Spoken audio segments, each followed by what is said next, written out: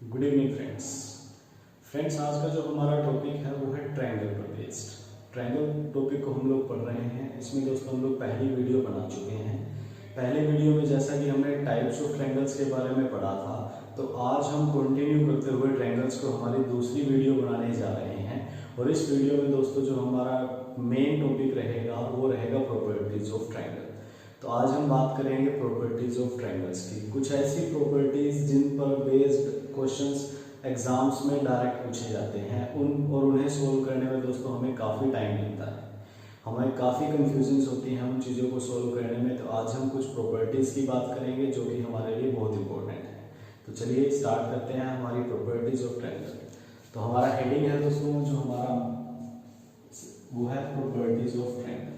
सबसे पहला point properties of triangle.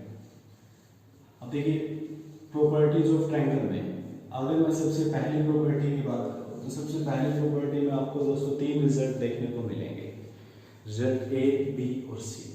और ये तीनों रिजल्ट बहुत इंपॉर्टेंट है और ये दोस्तों बहुत बार एग्जाम में डायरेक्ट पूछे गए हैं। तो सबसे पहली प्रॉपर्टी की बात करूँगा, देखिए सपोज कीजिए हमारे पास एक ट्रायंगल है ABC। हमने टाइप्स ऑफ ट्रायंगल पढ़ा है, हमने टाइप्स ऑफ ट्रायंगल में एंगल बेस टाइप को एंगल बेस डिफाइन किया था ट्रायंगल को। एंगल बेस हमारे पास तीन टाइप की ट्रायंगल थी।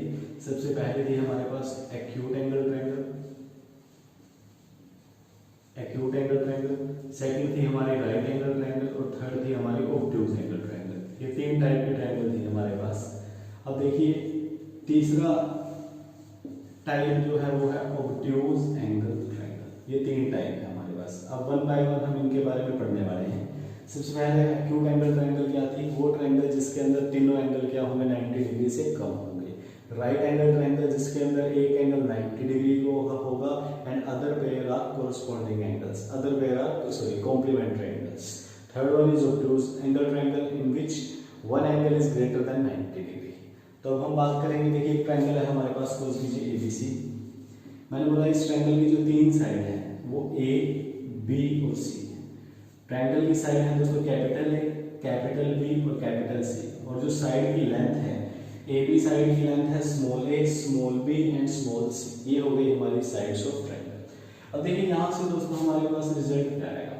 सबसे पहला रिजल्ट मैंने क्या किया, a square, b square, c square किया।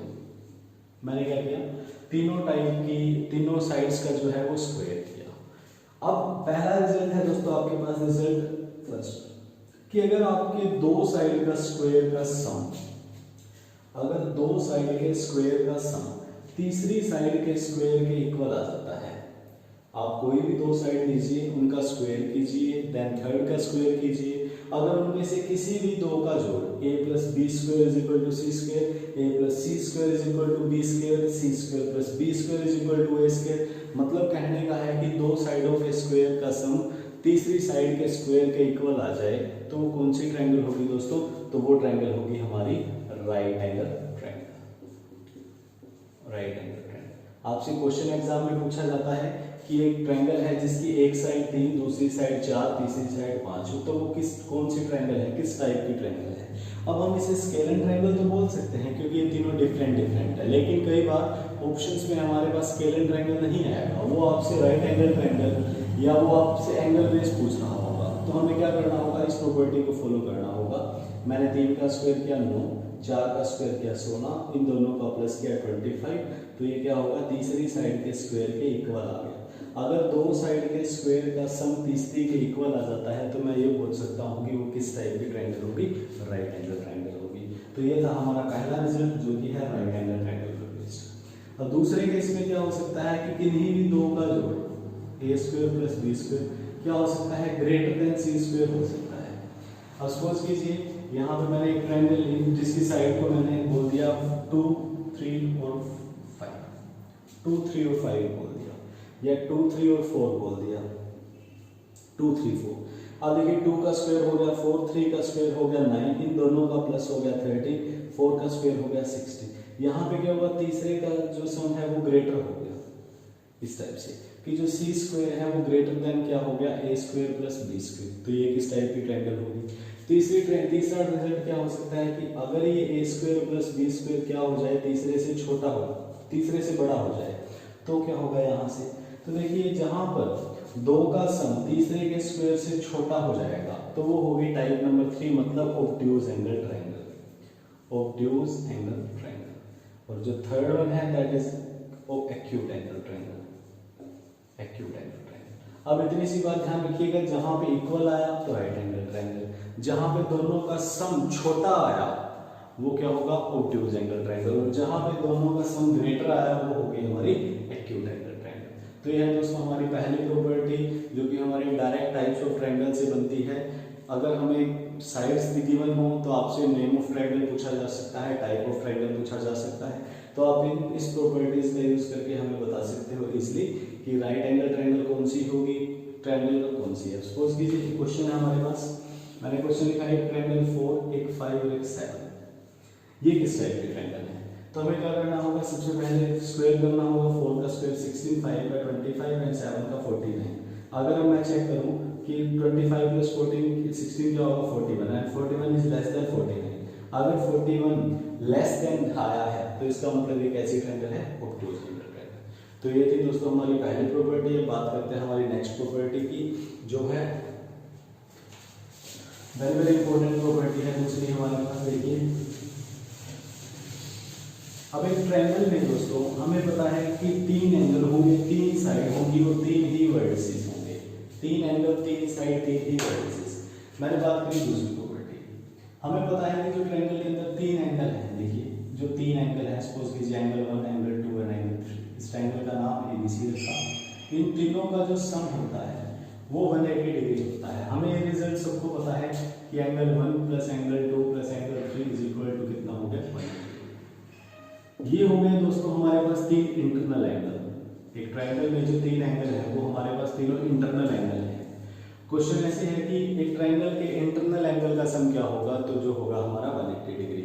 अब हमारा नेक्स्ट क्वेश्चन है कि ट्रायंगल के एक्सटीरियर एंगल का या जो एक्सटर्नल एंगल होते हैं ट्रायंगल के, उसका सम क्या होता है।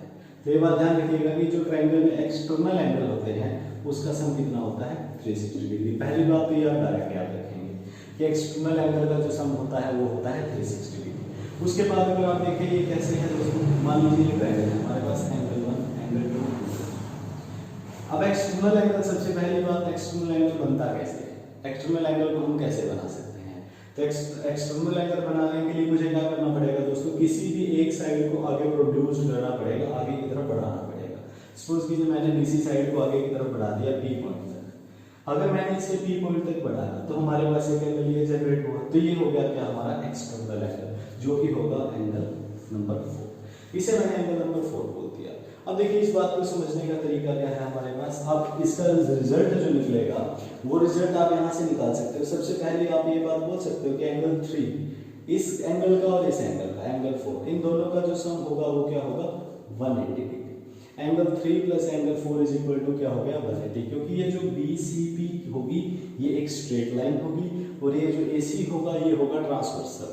अब एक स्ट्रेट लाइन को, एक लाइन को अगर एक ट्रांसवर्सल कट करता है तो उस एक तरफ बनने वाले एंगल्स का सम क्या होता है, 180 डिग्री। और this property is known as linear pair. और इस प्रॉपर्टी को, जिस प्रॉपर्टी के थ्रू इनका सम 180 डिग्री होता है उस प्रॉपर्टी को क्या नाम दिया जाता है, लीनियर पेयर। इसका मतलब मैं ये बोल सकता हूँ कि एंगल 3 और जो एंगल 4 होगा वो क्या होगा, हमारा 180 डिग्री होगा। अब देखिए एक एग्जांपल से और समझते हैं इस बात को। मैंने बोल दिया ये एंगल 60 डिग्री, ये एंगल 40 डिग्री, ये एंगल 50 डिग्री, ये एंगल 40 डिग्री। अगर मैंने इस साइड को प्रोड्यूस किया तो आप बताएं इस एंगल की वैल्यू क्या होगी। अभी हमने देखा कि इन दोनों एंगल का प्लस होना चाहिए 180। अगर ये 40 है तो ये क्या होगा, 140 होगा, सॉरी ये हो गया हमारे पास 7, क्योंकि ट्रायंगल के तीनों इंटरनल एंगल का सम क्या होता है, 180 डिग्री। 60 प्लस 50 110, 110 प्लस 70 हो गया दोस्तों 180। अगर ये 70 है तो ये क्या होगा, 110। अब देखिए यहाँ से मैं रिजल्ट ये बोल सकता हूँ कि अगर मैं इन दोनों एंगल को प्लस कर देता हूँ 60 प्लस 50 तो ये किसके इक्वल होगा, 110 के। इसका मतलब यहाँ से मैं इस रिजल्ट को ऐसे लिख सकता हूँ कि angle 1 plus angle 2 is equal to कितना, angle 4। Angle 1 plus angle 2 is equal to 4। तो आप ये बोल सकते हो कि जो एक्सटर्नल एंगल होता है, जो हमारे पास एक्सटीरियर एंगल होता है, उसकी वैल्यू किसके बराबर होती है, sum of 2 opposite interior angle. Very very important result है, sum of 2 opposite interior angle. जो एक्सटीरियर एंगल है हमारे पास उसकी वैल्यू किसके बराबर होगी, उसके अपोजिट जो दो इंटीरियर एंगल होंगे उन दोनों के प्लस के बराबर, ये प्रॉपर्टी हमारी कहलाती है दोस्तों एक्सटीरियर एंगल प्रॉपर्टी। तो इस प्रॉपर्टी का हम लोग नाम रख सकते हैं, इस प्रॉपर्टी का नाम क्या है, एक्सटीरियर एंगल प्रॉपर्टी। यहाँ से हमारे पास दोस्तों इस प्रॉपर्टी से दो तीन रिजल्ट निकल के आए। सबसे पहला इंपॉर्टेंट रिजल्ट क्या है कि इंटरनल एंगल का सम क्या होता है 180 डिग्री। देन एक्सटर्नल एंगल का सम क्या होता है, एक्सटीरियर एंगल्स का सम क्या होता है 360 डिग्री। उसके बाद एंगल 3 और एंगल 4, जिस साइड के साथ वो एक्सटीरियर एंगल बना उससे जो नेक्स्ट एंगल होगा, अगर मैं उन दोनों को प्लस कर देता हूं तो रिजल्ट क्या बनता है 180 डिग्री। और ये किस रूल से बनता है, ये बनता है दोस्तों लीनियर पेयर ऑफ एंगल्स से। उसके बाद मैंने लास्ट रिजल्ट बनाया यहाँ से कि जो सम ऑफ एक्सटर्नल एंगल होता है, जो वैल्यू ऑफ एक्सटर्नल एंगल होती है वो क्या होती है, opposite sum of two opposite interior angle. उस एक्सटीरियर एंगल के अपोजिट में जो दो एंगल बनेंगे उन दोनों एंगल के प्लस के इक्वल होगा। ये चीज हमने इस एग्जांपल के थ्रू समझी। तो ये था दोस्तों हमारा सेकंड रिजल्ट जो कि है एक्सटीरियर एंगल प्रॉपर्टी। और ये बहुत सारे एग्जाम्स में आपको दोस्तों डायरेक्ट यूज करने को मिलेगा। आप सर्कल पढ़ोगे, आप क्वाड्रिलेटरल्स पढ़ेंगे, तब भी क्या होगा, हम इन चीजों का डायरेक्ट यूज करने वाले हैं। तो ये ट्रायंगल सारी ज्योमेट्री का बेसिक है दोस्तों। तो इसे आप लोग बहुत अच्छे तरीके से देखिएगा, बहुत अच्छे तरीके से कंसेप्ट को समझिएगा। और अगर कोई डाउट आता है तो आप कमेंट सेक्शन में कमेंट भी कीजिएगा। बात करते हैं हमारी थर्ड प्रॉपर्टी की। अब जो थर्ड प्रॉपर्टी है दोस्तों वो भी बहुत अच्छी प्रॉपर्टी है। वहां से भी दोस्तों स्कूल लेवल में बहुत बार क्वेश्चन डायरेक्ट पूछा जाता है और इसका यूज हम करेंगे दोस्तों ज्योमेट्री में बहुत अच्छे लेवल के क्वेश्चंस के लिए। देखिए जो तीसरा रूल है हमारे पास वो क्या है कि सपोज कीजिए एक ट्रायंगल है हमारे पास, ABC इज ए ट्रायंगल। हमने एक ट्रायंगल बनाई ABC। थर्ड प्रॉपर्टी, एक ट्रायंगल बना दी ABC। इसमें मैंने क्या किया, एक लाइन ड्रॉ करी और वो लाइन क्या हुई दोस्तों, किसी भी एक साइड के पैरेलल हो गई। सपोज कीजिए मैंने एक लाइन ड्रॉ करी जिसका नाम था PQ। ये लाइन आ गई PQ, 2 पॉइंट लिए मैंने। अब ये कंपल्सन नहीं है कि उनका मिड पॉइंट है, ये जरूरी नहीं होगा कि ये उनका मिड पॉइंट है। ये पॉइंट कहीं भी हो सकते हैं, ये पॉइंट यहाँ पर भी हो सकते थे, ये पॉइंट यहाँ पर भी हो सकते थे। मतलब क्या होना चाहिए कि आप जो लाइन ड्रॉ करते हो वो किसी भी एक साइड के पैरेलल होनी चाहिए। अब सपोज कीजिए मैंने ये PQ पॉइंट लिया है तो मैंने इस लाइन को मान लिया। अब यहाँ से जो रिजल्ट निकल के आएगा दोस्तों हमारे पास वो क्या होगा कि अगर ये PQ, इफ ये जो लाइन हमने PQ बोली है ये क्या हो गई, पैरेलल हो गई BC की। ये सिंपल है दोस्तों पैरेलल लाइंस का। और पैरेलल लाइंस क्या होती हैं, they never intersect each other. जिनके बीच का डिस्टेंस हम कभी कम नहीं होगा, कभी ज्यादा नहीं होगा, मतलब जिनके बीच का जो डिस्टेंस है, डिफरेंस है वो ऑलवेज सेम रहेगा। उन लाइंस को हम लोग क्या बोल सकते हैं, पैरेलल लाइंस। अब देखिए अगर PQ पैरेलल BC है तो हम यहाँ से रिजल्ट निकाल सकते हैं कि ये साइड AP बाय में PB, AP और PB उसकी रेशो किसके बराबर होगी, AQ बाय QC। इसका मतलब क्या है कि P पॉइंट ने AB लाइन को जिस रेशो में काटा होगा, जिस रेशो में डिवाइड किया होगा, Q ने भी AC को उसी रेशो में डिवाइड किया होगा। आप ये मान सकते हो कि अगर ये 2:3 है तो ऑब्वियस सी बात है ये भी क्या होगा, 2:3 होगा। तो ये बात क्लियर होनी चाहिए। इससे एग्जाम्स में क्वेश्चन कैसे पूछे जाते हैं, आपसे कहा जाएगा ये साइड 1 ये साइड 2, अगर ये साइड 1.5 है तो ये साइड क्या होगी। तो आप लोग डायरेक्ट बता सकते हो कि इसकी रेशो 1:2 है तो इसकी रेशो भी क्या होगी 1:2, ये 1 ये 2 तो कितना हो जाएगा 3। इसका मतलब यहाँ से आप बता सकते हो कि ये जो x है इसकी वैल्यू क्या होने वाली है, 3 होने वाली है।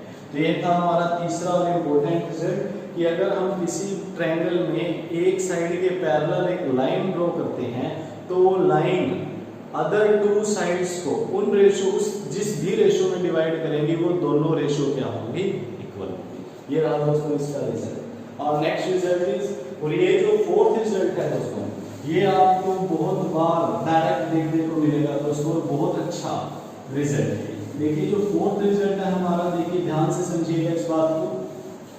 अब इस थर्ड रिजल्ट में सबसे पहले मैंने क्या किया था, एक ट्रायंगल बनाई और उस ट्रायंगल में 2 पॉइंट लिए, उस ट्रायंगल में 2 पॉइंट लिए और वो 2 पॉइंट कहीं पर भी हो सकते थे। लेकिन अब मैंने क्या बोला कि इस ट्रायंगल के अंदर, एबीसी ट्रायंगल के अंदर फोर्थ प्रॉपर्टी में एबीसी एक ट्रायंगल है और इसमें मैंने क्या किया, मिड पॉइंट लिया, तीनों साइड का मिड पॉइंट लिया। इस मिड पॉइंट को मैंने नाम P दिया, Q और R। अब रिजल्ट है हमारा कि P, Q एंड R, जो सबसे पहली रूल है PQR are the mid points. ये क्या है, मिड पॉइंट है हमारे पास, ठीक है। मिड पॉइंट का मतलब समझते हैं मध्य बिंदु। मतलब क्या है कि AP और PB ये दोनों क्या होंगे, इक्वल होंगे। मिड पॉइंट होने का मतलब है, सपोज कीजिए एक लाइन है हमारे पास AB और यहाँ पे मैंने एक पॉइंट लिया P, मैंने बोल दिया P इज मिड पॉइंट। तो आप ये बोल सकते हो कि अगर AB 1 होगा तो PB भी क्या होगा, 1 होगा। इसका मतलब अगर ये 5 हुआ तो ये 5 हुआ। आप ये बोल सकते हो कि अगर आप AP और PB की रेशो निकालोगे तो रेशो कैसी आएगी, 1:1 आएगी। तो मैंने बोला PQ and R the mid points. अब ये मिड पॉइंट्स है कौन कौन सी साइड के, P किस साइड का मिड पॉइंट है, AB का, एंड Q किस साइड का है, AC का, एंड BC है, R पॉइंट है किसका, सॉरी AC BC। तो ये हो गए हमारे मिड पॉइंट।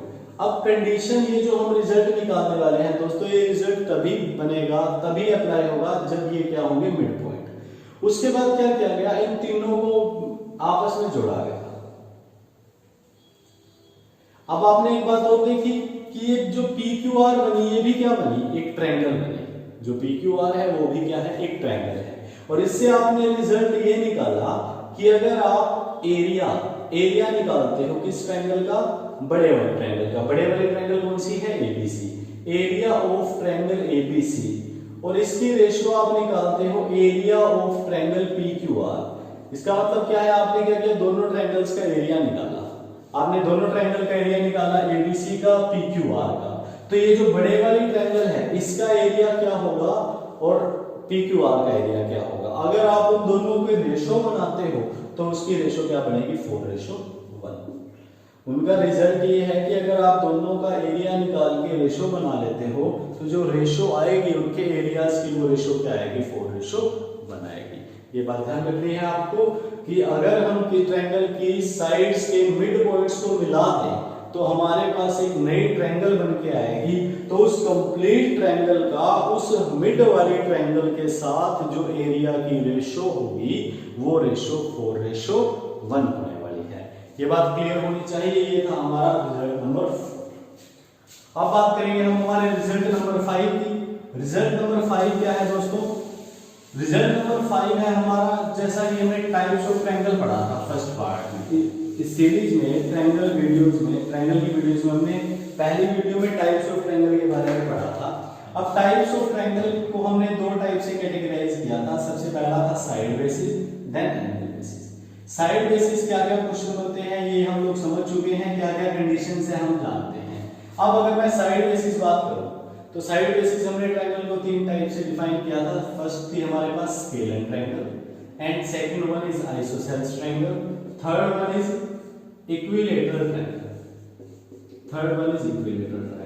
आप इतनी बात समझते हैं इक्विलैटरल ट्रायंगल क्या होती है। इक्विलैटरल ट्रायंगल क्या है, वो ट्रायंगल जिसके अंदर तीनों साइडें क्या होंगी, इक्वल होंगी। अब एक बात ध्यान रखिएगा, इस ट्रायंगल के अंदर तीनों साइडें इक्वल तो हैं, मतलब AB बराबर AC बराबर BC तो है, लेकिन जो ये एंगल है ये भी एंगल क्या होंगे, इक्वल होंगे। इसका मतलब अगर मैं इसका नाम 1 2 3 रखूं तो मैं ये बोल सकता हूं angle 1 is equal to angle 2 is equal to angle number 3। Angle 1 angle 2 and angle 3 are equal. अब यहाँ पे तीनों एंगल क्या होंगे, इक्वल होंगे। आइसोसेलेस ट्रायंगल में क्या है दोस्तों, हमारे पास 2 साइडें इक्वल होती हैं। एक ट्रायंगल जिसके अंदर 2 साइडें इक्वल है, सपोज कीजिए मैंने बोल दिया AB जो AC के बराबर है।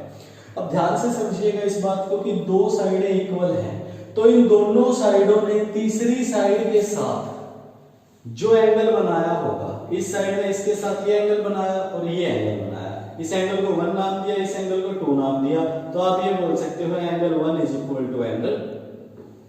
तो आइसोसेलेस ट्रायंगल के अंदर क्या होगा, 2 साइडें इक्वल होंगी और 2 एंगल भी इक्वल होंगे। इक्विलैटरल ट्रायंगल के अंदर क्या होगा, 3 साइडें इक्वल हैं, तीनों एंगल इक्वल है। स्केलर ट्रायंगल के अंदर क्या होगा, तीनों साइडें डिफरेंट हैं तो तीनों एंगल भी क्या होंगे, डिफरेंट होंगे, मतलब कोई भी चीज बराबर नहीं होगी। तो ये था हमारा पांचवा रिजल्ट कि आइसोसेलेस ट्रायंगल के अंदर दो एंगल इक्वल होते हैं, इक्विलैटरल ट्रायंगल के अंदर हमारे तीन एंगल इक्वल होते हैं। तो ये था दोस्तों हमारी प्रॉपर्टीज ऑफ ट्रायंगल का पार्ट नंबर 1, जो कि ट्रायंगल का सेकंड पार्ट है। इस वीडियो में दोस्तों हमने 5 प्रॉपर्टीज के बारे में पढ़ा है। अब जो नेक्स्ट वीडियो होगी उसमें हम लोग कुछ और बेहतरीन प्रॉपर्टीज के बारे में पढ़ने वाले हैं, जिनका यूज हम क्वेश्चंस के अंदर करेंगे, क्वेश्चन को सोल्व करने में, टाइम कम करने में, क्योंकि जो ज्योमेट्री है दोस्तों वो लाइंस और एंगल्स पर चलेगी। अगर आपको एंगल्स के बारे में, ट्रायंगल्स के बारे में बहुत अच्छे तरीके से पता है तो आप किसी भी क्वेश्चन को विद इन सेकंड सोल्व कर सकते हो। And thank you so much.